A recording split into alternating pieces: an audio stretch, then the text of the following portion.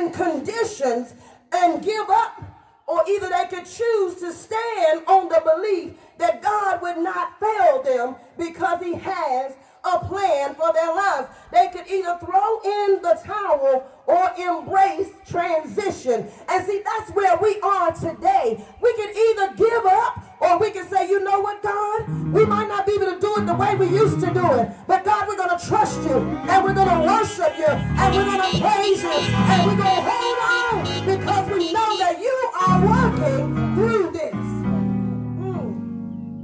So in our text, you know, we have the choice. You can either choose to embrace it or you can fight against it. But guess what? Change still gonna come.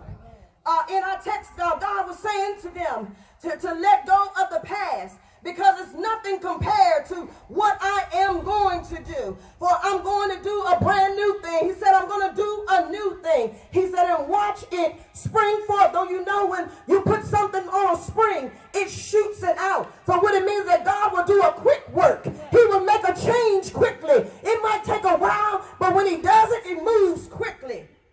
So he said, I will make a way. I will make road through the desert. And I'll make a river in the desert and a way through the wilderness.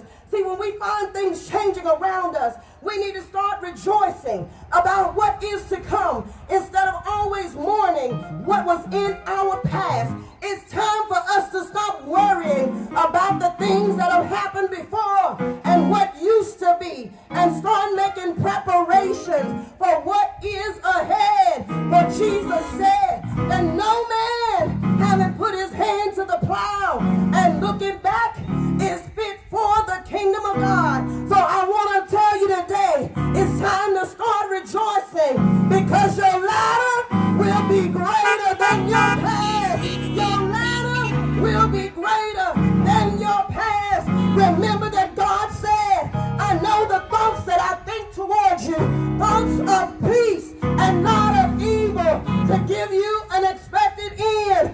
And we're still expecting great things from our great God.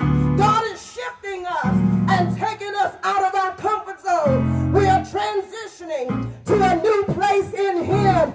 We now realize what's really important. The time of transition is taking us into a deeper walk with the Lord. That time of transition is preparing us for what is to come. The time of transition is helping us to obey God's will and his command. See, the old you couldn't handle what God is trying to do in your life, so he had to move some people. He had to move some situations. He had to change your location. He had to do what was necessary to get you in position for what he has for you. So embrace your transition and continue to give God praise, because you look back over your life and you can see that God's done it before, and my God is going to do it again. He's still making ways. He's still making ways. He's still opening doors. He's still providing.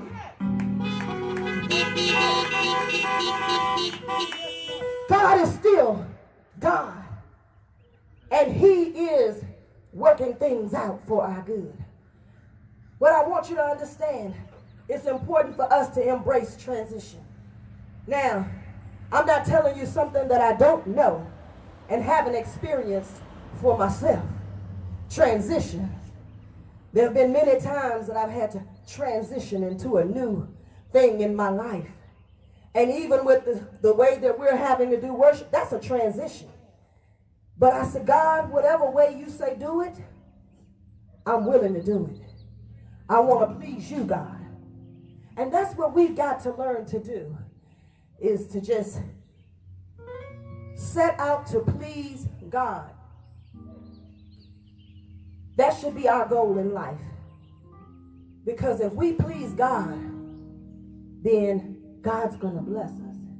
He's going to open doors. He's going to do what needs to be done in our lives. Things may be tough right now, but I don't think any of us are starving, are we? Are you starving? Somebody starving? So does that mean you're not starving? God is still making a way. So when we realize that God is still making a way for us, then that's how we can start to say, you know what? In spite of our circumstances, in spite of what things are looking like, God, I'm going to trust you. I'm going to trust you. We're in a place of transition now. But we found unconventional ways of coming together. We're stepping outside of what we're used to and what we're familiar with, and finding out that God is still in the midst of us.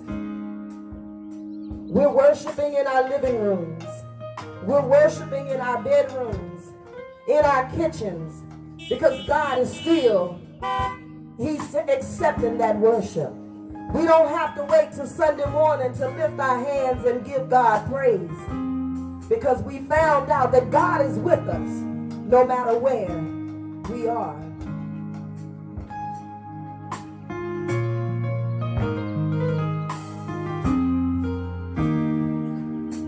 You made a way when our back was against the wall.